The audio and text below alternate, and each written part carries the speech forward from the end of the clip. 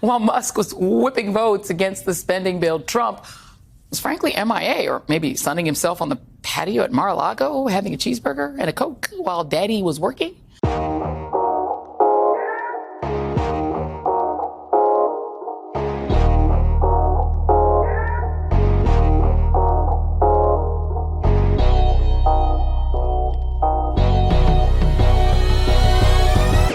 Hey, shout out to all of our subscribers and members here on the channel. My name is Reese Waters, and this is Who Raised Y'all, where we highlight those unique individuals going above and beyond to make our society worse. You know, the kinds of people you'll see asking to speak to the manager at the pearly gates. I want to talk to the manager. Today's nominee, U.S. Congress.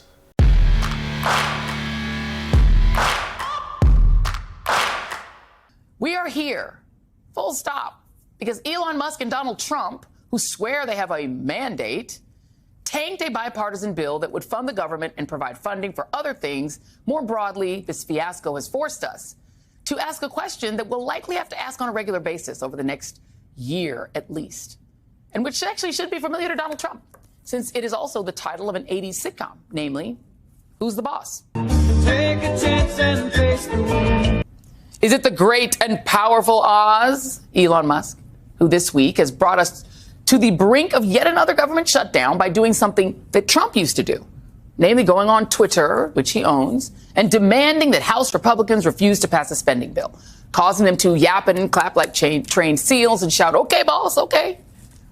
Or is it the guy he owns, the aforementioned Donald Trump, who ironically has to issue his social media edict on his Daily Truth social thingy and wait for someone in the media to screenshot his posts and post them on Twitter for him? In the past 24 hours, well, if the past 24 hours, I should say, is any indication, the answer very clearly is Elon. In other words, congressional Democrats did the sales equivalent of negotiating the deal with the child that answered the door, as opposed to asking to speak to the parents first. And then once they realized that mistake, they asked to speak to the parent, and they went to the wrong parent. Yeah, that's exactly what would have happened if they would have went to me and I negotiated the deal. And then I got to explain that to my wife and then call back and cancel immediately afterwards. Y'all done negotiated a whole Columbia House membership and didn't get no sign off from the decision maker. Yesterday, Musk showed the world what he got for his $200 million investment into Donald Trump, besides his fortune ballooning 84% to nearly $500 billion and likely control over the agencies regulating his 300-plus government contracts and, plus a ginormous additional tax cut, by tweaking out on Twitter and demanding that Republicans in Congress, quote, stop the steal of American tax dollars by tanking the bill to fund the government. And now this was a bipartisan bill that Republicans had previously agreed on. But Musk didn't care about that. He went even further, demanding a total shutdown and a boycott of any legislation until Trump's inauguration on January 20th. That's right. This man gave up the whole game by tweeting that no bills should be passed before Trump takes office. So in other words, first of all, he has a very rudimentary or maybe even sub-rudimentary idea of how the government works and the ramifications of a shutdown such as that. But he also has completely revealed what his motivations are and how little he cares about the consequences of getting what he wants. It's all right there. This would be like the owner of a last place team starts showing up to college games and scouting just in the middle of the season. He telling you exactly what it is. Elon Musk, the foreign-born billionaire who uses X-Twitter to leverage his personal agenda, threatened any Republican who voted for the bill with primary challenges funded by him. Meaning, in his view, he doesn't just own Trump. He owns every single elected Republican in Washington. Sweet deal for a government contractor who's ineligible to actually be president himself and who no one elected. This bill that Elon hated so much, would have extended government spending levels through March and provide $100 billion in disaster relief for states hit by hurricanes, plus farm assistance, health care measures to reduce drug costs. And it included a cost of living pay raise for members of the most unproductive Congress in decades. Musk's 150 tweets, many including complete misinformation about the bill, triggered mass hysteria among the always jittery Republicans on the Hill and caused them to fall in line real quick, just like they usually do for Trump. Hey, Congress. Let me holler at y'all for a second. Let me holler at bring the Democrats too. Yeah, let me holler at everybody. Y'all knew this potential shutdown was coming last week? Y'all knew that this was coming last week? Okay. Y'all know it was coming 2 weeks ago? Y'all knew it was coming? A month ago, y'all knew this was coming? Yeah, y'all knew this was coming, and you had to come to some sort of agreement, or this was going to be the situation. Y'all knew 2 months ago, right? Election time. Y'all knew that this was coming. How are y'all out here like Pookie from New Jack City, just trying to get what you need to survive another day when you knew that this was coming? Is this really what our leadership has come to? Y'all out here in the last hour, just let us hold a little something so we can get through till March. That's what it is? I had to learn not to procrastinate in the 4th grade for the science fair when I ended up last minute having to do cockroach races. My junior year in high school, when I waited too long and had to take Miss Sloan to prom. I waited until my 40s to have kids. Now I'm liable to have a slip and fall in the daycare parking lot. I've been learning about procrastination my entire life, yet somehow the people that we entrust with our government are on the corner just trying to hustle to get the money to keep the government open. You got 875,000 civilian federal workers that could be furloughed. Another 1.3 million are considered essential and will have to keep working without pay. And this was a deal that's going to hold up nearly $100 billion to help in disaster relief in 2023 and 2024, and $29 billion to help replenish FEMA. You know, FEMA, who you had so much to say about what had happened to all the FEMA money. Yeah, here you have an opportunity to actually fund FEMA. It's also another $21 billion in disaster relief for farmers. And that's not to mention the ramifications of holiday travel when you have air traffic controllers and TSA potentially working without pay. What's that going to look like? I can tell you.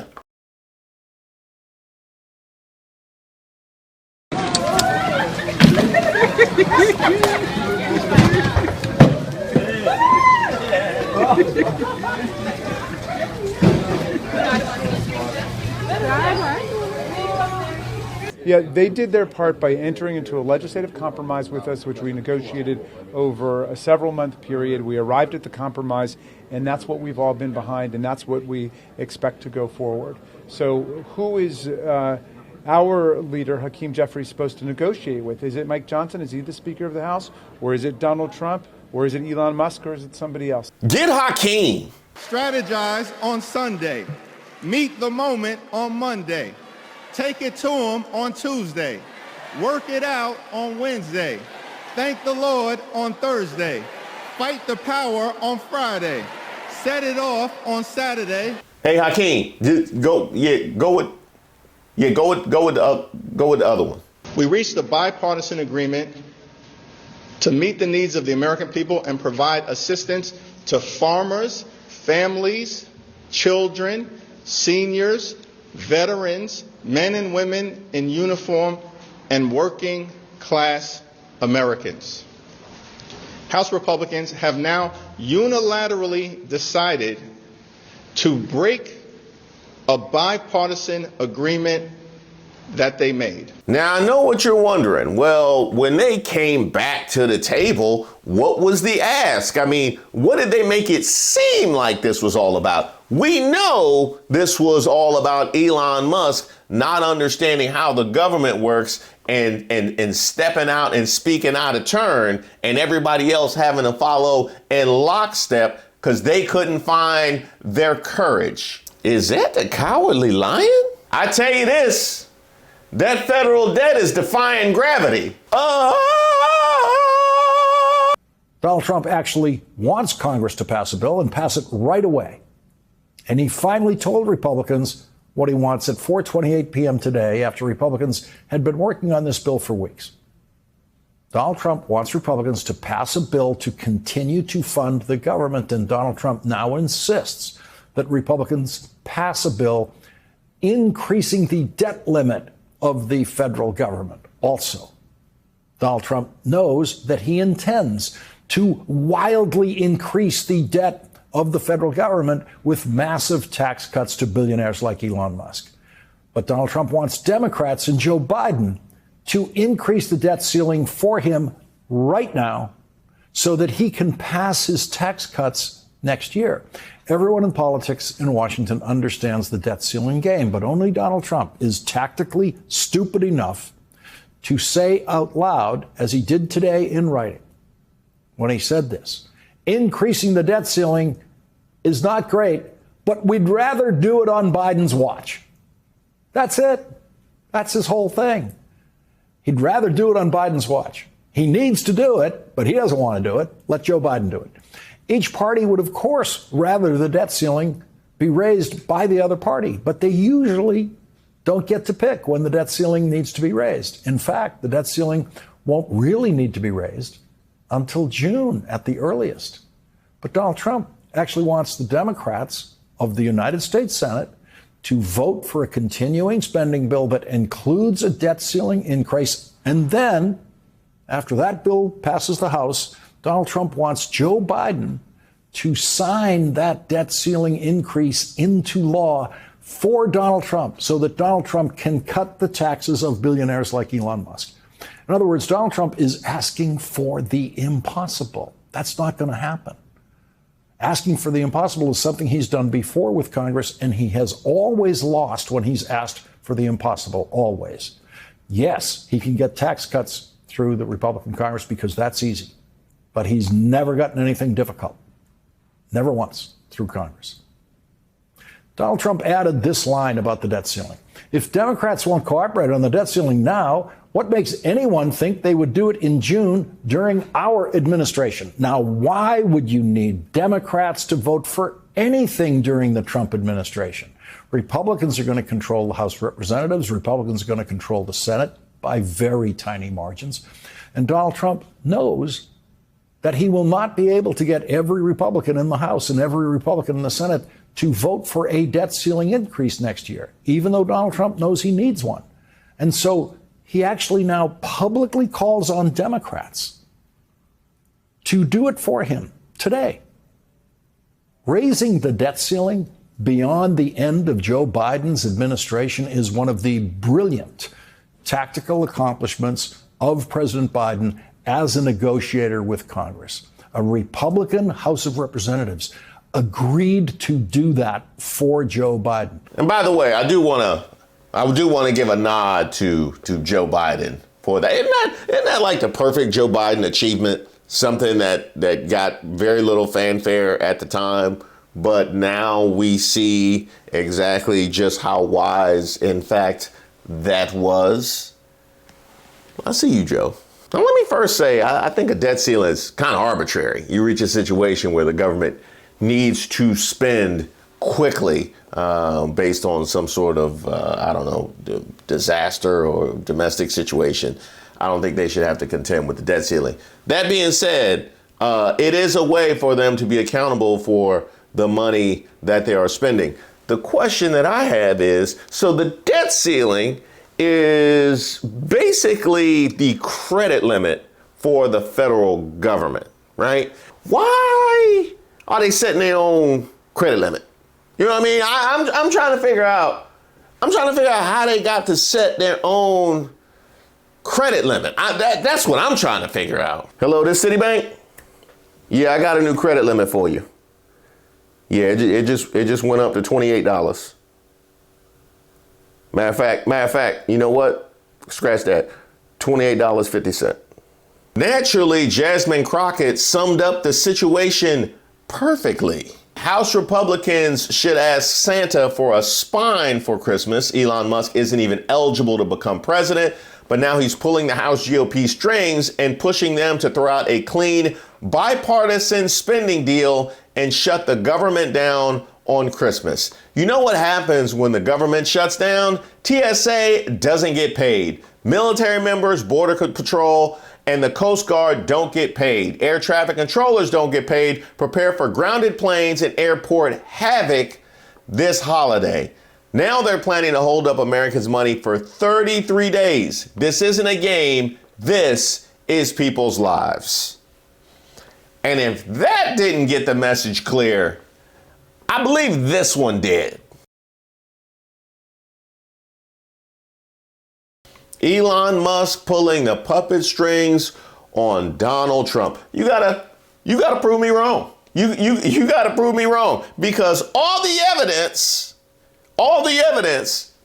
has been found in that picture that she posted. That is exactly what we have seen all week. Listen, we're looking at this like this is their problem. We have seen this play out over and over in the entire 2 years that I've been in Congress. We know that they had a problem picking a speaker when I first got to Congress. And I thought, since they held on to the speaker a little bit longer than they held on to McCarthy, that I could go into January knowing that Mike Johnson would be the speaker. But now they're calling for his ouster. And remember, this is not like one of the most senior members, right? So basically, he had not burned enough bridges. And so they had to go way down in seniority to find someone that they could come to a consensus on. When they swear in January, or when we all try to swear in January, listen, there's going to be less Republicans than we had in the 118th, right? Because the story has not really been told about how strongly House Democrats performed while the Republicans won the White House, while they ended up picking up so many seats in the Senate. You know who lost seats? The House, right? Now, should we have a Speaker Jeffries? Absolutely. If North Carolina didn't cheat and take away our seats, we would have a Speaker Jeffries, and we would not be in this situation. But here's the deal. There is no fixing this without the Democrats. We have seen this over and over, and I'm just going to sit back and sip my tea and wait on them to figure it out. Or maybe sip something stronger. I'm just saying it. Mad Dog. Yeah, no, this is a Mad Dog 2020 situation right here. The red grape. We going all in. Hakeem Jeffries, you talk about leader Jeffries and say, he said in a statement, House Republicans have been ordered to shut down the government and hurt the working class Americans they claim to support. You break the bipartisan agreement, you own the consequences that follow. Am I to understand from that statement that Democrats are willing to see Republicans shut down the government and not bail them out? Oh, absolutely. I mean, you know, I take my lead from my actual leader. I don't work against him, which is what Mike Johnson has to deal with all the time. You know, the lack of cohesiveness on that side is why this has been the most unproductive Congress. People all over X and everything is like, well, they don't deserve anything. They're so unproductive. Let me tell you, the people that y'all keep putting in charge are the reason that we are unproductive, because they don't understand how to govern. And honestly, they don't even have a will to govern. Now, listen to that last thing that she said. They don't even have a will to govern. The thing that they have a will to do is make noise, right? The thing they have a will to do is to challenge the status quo. And those are things that work very well with the objective of getting elected, making a lot of noise. When it comes to the business of construction, not destruction, putting something together and actually govern, that doesn't really jibe with the skill set that it takes to consistently churn out social media content for the angriest Twitter users. That doesn't really jibe with that. So they have collected a number of political influencers who can wear the hat of politician by virtue of them getting enough attention during the election cycle. How that looks when you're trying to get them all in line in a row and put together a cohesive caucus. We got to look at that in the last congressional session, which was the most unproductive, I think, in the history of the world. I mean, I think even the dinosaurs after the meteor hit came together and were more productive. And that was after they lost Dino and Barney. And the fact that they are allowing somebody who basically is a shadow president to come out and tell them what to do, including Donald Trump, because listen, we know that Elon, as they have touted about how they need to get rid of the immigrants, let me be clear, Elon cannot become president of the United States because he is an immigrant who has gained U.S. citizenship later on in life. So he's not qualified to be, or he's not allowed to be under our Constitution. And I know that that's going to come as a shock to some people, the idea that Elon is an immigrant. I mean, we're aware that he's not from here. He's from South Africa. But just that word immigrant, just, I don't know, it just feels so brown. You know what I mean? That word just feels so brown. I just never really associated with Elon Musk. I mean, what you gonna tell me next, Melania? Y'all getting really crazy now. Next thing y'all gonna tell me about the Trumps. So instead, he decided that he was going to buy a president. And right now he is pulling all the strings on Trump. But I think that it's funny that they want to talk about money and talk about what we're spending it on. But I've yet to hear that him or Vivek or any of them is going to say, you know what, we know that it would be a conflict of interest if we continue to take the millions and millions of dollars from the federal government that we normally receive. So we are not going to do that while also making decisions about what to do on the budget for the federal government. I guess the question is, it's chaos, right? The car guy, the rocket guy is now dictating legislative priorities, scuttling bills in the House of Representatives that could shut down the government. The speaker, who was elected after a lot of back and forth inside the House Republican Conference, could be on his way out in 3 weeks. The question, I guess, is, do you worry as Democrats that what might come after Mike Johnson could be potentially worse than what you have now? I don't think it can get any worse. I mean, here's the deal. We thought that Mike Johnson was even worse than McCarthy. Worse than Mike Johnson? Who y'all got back there? Mike Lindell? I would rather have Michael Bolton, personally. Hard lemonade would be better than what we got now. And Mike Johnson had to realize, in order to get anything done, that he had to come and talk to us. Listen, if they want to be successful, then all they've got to do is come together as a caucus. But the reality is that you've got bomb throwers. You don't have a unified caucus, and they are going to have a one-seat majority. What does that mean? Ultimately, they're going to have 217 people, while we have 215 on the Democratic side. That means they lose one vote. If one person, because you have to have a majority, if it's 216 to 216, it fails. Let me tell you, this quote-unquote mandate that MAGA thinks exists, it ain't going nowhere, right? Because they literally can't do the basics. We have passed the least amount of bills in this Congress because of the Republicans. And let me remind you, because you brought up the debt ceiling.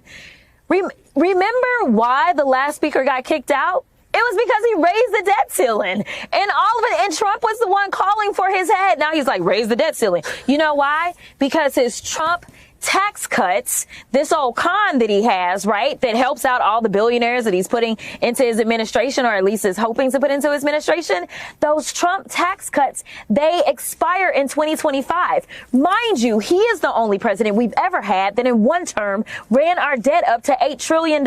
So he already knows he's about to run our debt up, so he doesn't want to have to deal with the debt ceiling. Instead, he wants us to do it. Listen, I ain't got no favors for you, Trump. Now, this was a point that I came to over the course of the last 36 hours where I was angry with myself. 2 videos ago, I talked about the justification for electing Trump based on the economy when he just had concepts of a plan. The last video, I talked about how he's already backed off of the claims that he was going to lower prices and deal with inflation, a true FAFO moment. But today, I have the realization that this entire time, while I've been addressing the nonsensical justification of voting for Trump based specifically on the economy, right? Irregardless of COVID and his tariff plan and the mass deportation and all that stuff, I ignored the debt. I ignored the debt. These people are talking about the money flowing around during the Trump years, irregardless of the record debt that we ran up. Well, see, I want better for my kids. You know, I voted for the economy. I want better for my kids. I've been in debt my whole life. You know what I mean? So I want to ensure that my kids be in debt their whole lives. You know what I mean? And a bigger debt than I had. The mortgage crisis makes so much sense now. Now the mortgage crisis makes so much sense now. We basically are a country full of all the people who ran up $5,000 in white tea and Zima debt as college freshmen. They have all grown up now to vote for Trump because of the economy. Y'all about to foreclose the entire country. Y'all about to foreclose the entire. Now I see why you want mass deportation. Now I see why you want mass deportation, because you like, when we foreclose this country, we don't want them around and taking this vacants, taking all these vacants. You know what I mean? We gonna have a whole country of vacants, and I don't want them around. You know, taking, just at least make them travel far to come get the vacant country. When you get here, then yes, you will have the House, the Senate, as well as the White House, and y'all can see if y'all can figure it out. But right now, I am not trying to shut down this government, because let me tell you, whether you're a Democrat, Republican, or independent, when you are traveling over these holidays, you may end up with some problems, because TSA is federal government, because those that are doing air traffic control to make sure that we're safe, that's federal government. If you are concerned about the border, let me tell you, that is also federal government officers. And so, yes, if you're concerned about our international security, guess what? Our military personnel will not get paid, all because you don't want to help out those that need help as relates to seniors. You don't want to help out farmers. You don't want to help out our veterans. These are the things that were in the bill. Now, moving forward, what we have to contend with is needing to decide exactly who it is that we ask for when we come to the door. Who do we ask for when we come to the door? Are we asking for Mike Johnson? Huh? Are we asking for Donald Trump? Are we asking for Elon Musk? Who is it exactly that we are asking for? And the fact that we even have this question, MAGA, this is your strong man? Huh? This your strong man, huh? This your strong man right here? Yeah? Yeah, following Musk's lead? Yeah, that's a strong man right there? Mm-hmm. I got you.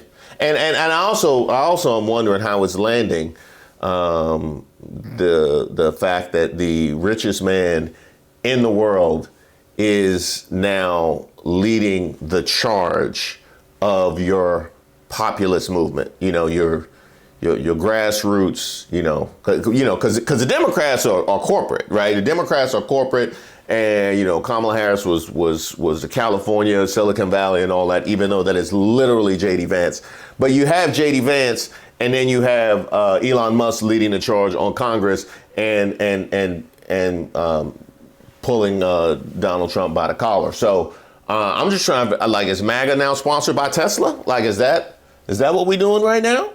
Just be real with it. Just be real with it. And the fact that this wasn't apparent to you before the election is the thing that really has me messed up. You know what I mean? I'm starting to think maybe we need to start looking into them hats. I think it might be something in those. Tell you what's not in those Columbia House CDs, because I ain't seen them for 20 years. And I know I paid for it.